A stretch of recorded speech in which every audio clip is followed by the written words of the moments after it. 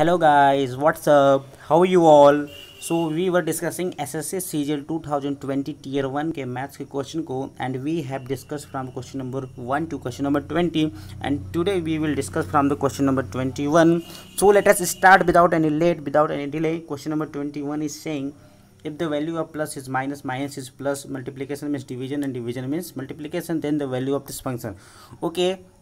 So we will solve first numerator then denominator and we will find the value of this function. Okay, so the denominator numerator is saying 42, minus means हो जाएगा plus, multiplication means division that is by 3 and plus means minus, multiplication means multiplication and plus means again minus. Okay, तो it will be become what, ये हो जाएगा 4, it means हो जाएगा ये 42 plus 4 minus 8 into 2 that is 16 minus 15, ये हो जाएगा 42 plus 4 that is 46 minus 16 minus 15 that is 31.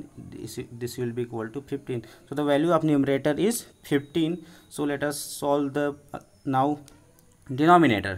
Denominator is saying what, 8 into 2, 8 into 2 means 8 by 2, minus means plus, plus means minus and division means multiplication. Okay, तो ये हो जाएगा 8 by 2 that is 4, 4 plus 4 that is 8 minus 9 to 3 that is minus 27 और ये हो जाएगा आपका minus 19. Okay, so the denominator आ गया माइनस 19 एंड न्यूमरेटर कितना आया था 15. सो वैल्यू ऑफ इसकी वैल्यू कितनी हो जाएगी भाई, न्यूमरेटर की वैल्यू आई थी 15, न्यूमरेटर की वैल्यू थी 15 एंड डिनोमिनेटर की वैल्यू आ गई माइनस 19. तो so the answer will be minus 15 by 19. Okay, so let us move to the next question. Next question is what, okay the question is saying if the number this is completely divisible by 8 then the smallest integer in the place of x will be. So the guys the question is quite easy. You know, अगर किसी संख्या को 8 से divisible होना पड़ेगा, मतलब उसका क्या होता है कि उसके लास्ट के 3 डिजिट दैट इज 5, x और 4.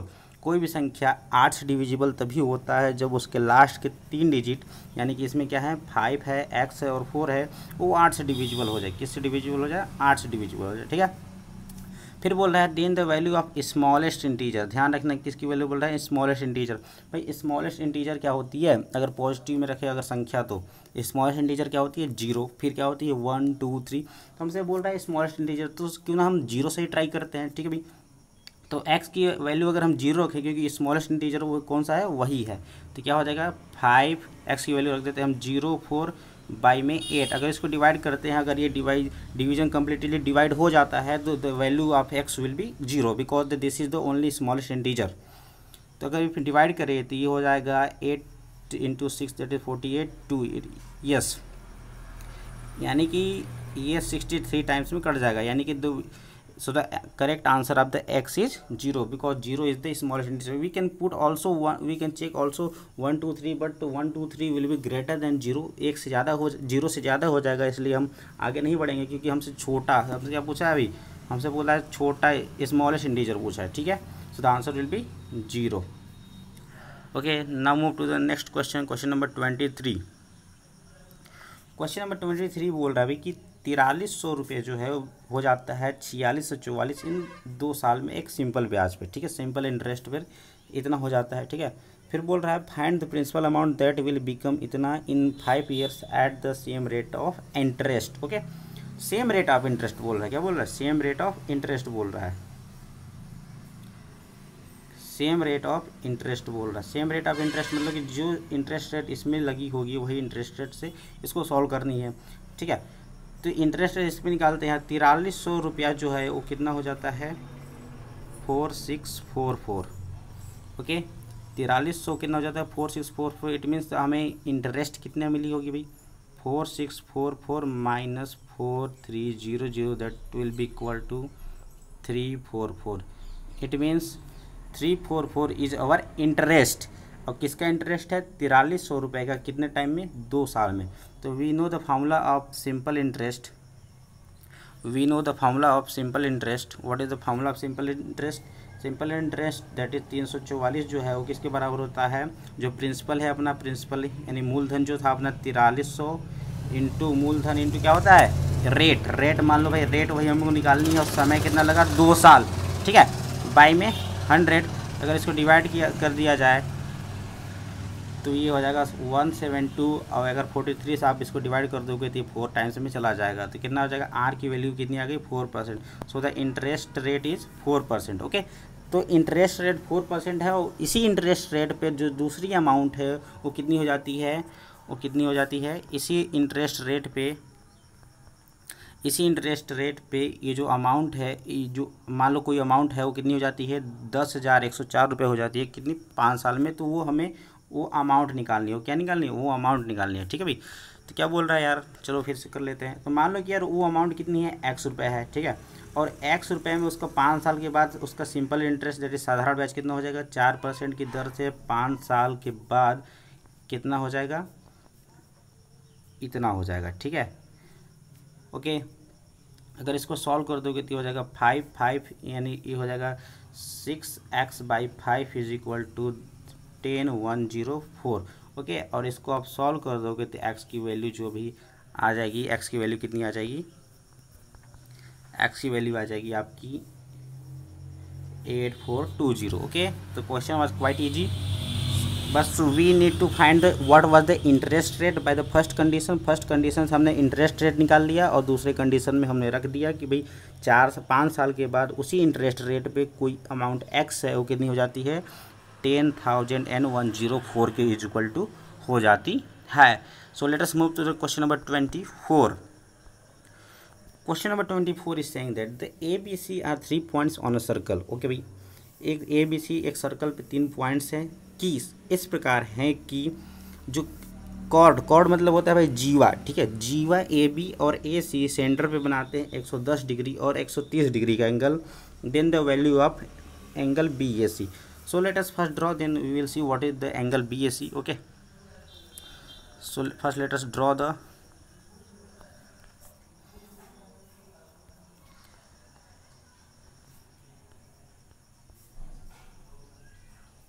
okay, so first let us draw the circle। ये सर्कल है अपना भाई, मान लो ये AB है, जीवा AB हो गया, और एक C मान लो, ठीक है, तो AC हो गया, ठीक है, ये हो गया अपना सेंटर कोई। तो जो जीवा AB है सेंटर पे बना रहा है, कितना बना रहा है यार, 110 डिग्री बना रहा है, कितना बना रहा है, और जीवा AC जो है सेंटर पे कितना बना रहा है, ये एंगल जो है 130 डिग्री है, ठीक है, यानी ये एंगल 130 डिग्री है, और ये एंगल कितना है 110 डिग्री है, ठीक है। तो गाइज अगर हमसे पूछा है एंगल BAC, कौन सा एंगल पूछा है, एंगल BAC, इट मीन्स ये एंगल हमसे पूछ रखा है, ठीक है। तो ये एंगल कैसे निकालेंगे, अगर आप सोचो तो अगर हमें ये एंगल, मान लो कि ये एंगल कितना है, मान लो अल्फ़ा है, ये वाली एंगल अल्फ़ा है, ठीक है, और ये वाली एंगल कितनी है, बीटा है, ठीक है। तो अगर ये दोनों एंगल मिल जाए अल्फ़ा प्लस बीटा, तो हमको ये किसके बराबर हो जाएगा, एंगल BAC, जो कि हमको फाइंड करना है, ठीक है। So how can we solve. तो यार तुमको पता है ये जो ट्राइंगल है, अगर फिर से अगर इसको ड्रॉ करें हम, इसको ड्रॉ करते हैं, ठीक है, A B and C and this is your centre, ठीक है। अगर ये एंगल है मेरा 110 डिग्री, ठीक है, आप जानते हो कि ये क्या है, ये दोनों त्रिज्या है, दोनों त्रिज्या है, तो ये दोनों साइड आपस में क्या होंगी, बराबर होंगी यार, ये भी R है तो ये भी R होगा, और ये भी R ही होगा, ठीक है। तो ये एंगल 110 डिग्री है, तो ये दोनों एंगल आपस में बराबर होंगे, कितने होंगे, बराबर होंगे। क्यों बराबर होंगे, कि दो साइड इक्वल हैं तो दो एंगल भी इक्वल होते हैं, ठीक है। तो ये एंगल अगर 110 डिग्री है, तो ये दोनों एंगल जो है ये कितने हो जाएंगे, 180 minus 110 degree, 180 minus 110 degree that is equal to 70 degree, यानी ये दोनों एंगल मिल करके कितने बराबर हो जाएंगे, 70 डिग्री के बराबर हो जाएंगे, ठीक है, 70 डिग्री के बराबर। तो ये एंगल जो, चूँकि दोनों एंगल बराबर हैं तो दोनों एंगल आधे आधे हो जाएंगे, यानी कि ये एंगल कितना हो गया आपका 35 डिग्री, कितना हो गया यार 35 डिग्री। ओके, लाइक वाइज हमें अगर ये एंगल पता करना है, ठीक है, तो आपको पता है ये एंगल कितना बना रहा है, 130 डिग्री बना रहा है, कितना बना रहा है 130 डिग्री। और फिर से ये साइड बराबर है तो ये एंगल भी बराबर होंगे। अब ये एंगल किसके बराबर होंगे, 180 माइनस 130 करेंगे तो कितना आ जाएगा 50, और 50 का आधा करोगे आप तो कितना हो जाएगा ये 25 डिग्री। क्यों आधा करेंगे, क्योंकि ये दोनों एंगल साइड्स बराबर है। अगर दो भुजाएं बराबर होती है किसी त्रिभुज में तो दो कोण भी बराबर होती हैं।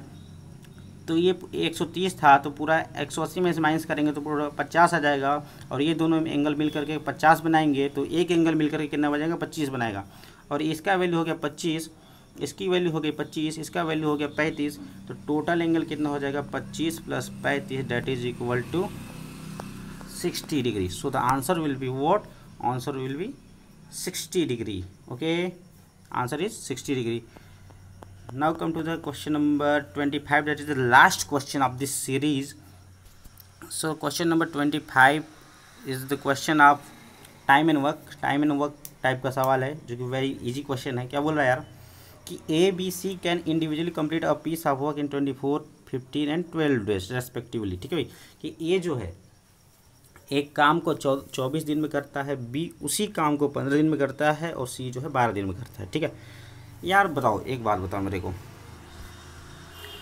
एक बात बताना। ठीक है, ये जो है एक काम को कितने दिन में करता है 24 दिन में करता है। कितने दिन में करता है 24 दिन में। ठीक है, कितने काम को, एक काम को, तो एक दिन में वो कितना काम करेगा यार, एक काम को कितने करता है 24 दिन में करता है, तो एक दिन में कितना काम करेगा यार, ये एक दिन में कितना काम करेगा 1/24 वर्क करेगा। कितना काम करेगा 1/24 वर्क। ठीक है, तो ए जो है एक दिन में कितना काम किया 1/24। ठीक है, इसी तरह से बी कितना काम करेगा एक दिन में, बी कितना काम करेगा 1/15, और सी कितना काम करेगा 1/12, क्योंकि ये 15 दिन में कंप्लीट काम करते हैं और सी कितना दिन में कंप्लीट काम करता है 12 दिन में। सो एक दिन का काम कितना हो जाएगा 1/15 और 1/12। Okay, so this concept first should be clear then we can proceed. Okay, तो ये कॉन्सेप्ट पहले क्लियर होना चाहिए। ठीक है, यानी कि ए द्वारा एक दिन का कितना काम हो जाएगा 1/24, बी के द्वारा एक दिन का काम कितना हो जाएगा 1/15, एंड सी के द्वारा एक दिन का काम कितना हो जाएगा 1/12। Okay, so now read the question. फिर क्वेश्चन बोल रहा है यार B and C started the work and worked for 3 days and left. B और सी एक साथ काम करना स्टार्ट करते हैं और 3 दिन काम करने के बाद छोड़ देते हैं। ठीक है, फिर बोल रहा है the number of days required by A alone to complete the remaining work. तो नंबर ऑफ डेज, अब फिर जो बचा हुआ काम है उसको करने में ए को कितना टाइम लगेगा, ये क्वेश्चन बोल रहा है। ठीक है भाई, चलो करते हैं। ठीक है, तो ये पता होना चाहिए एक। ठीक है,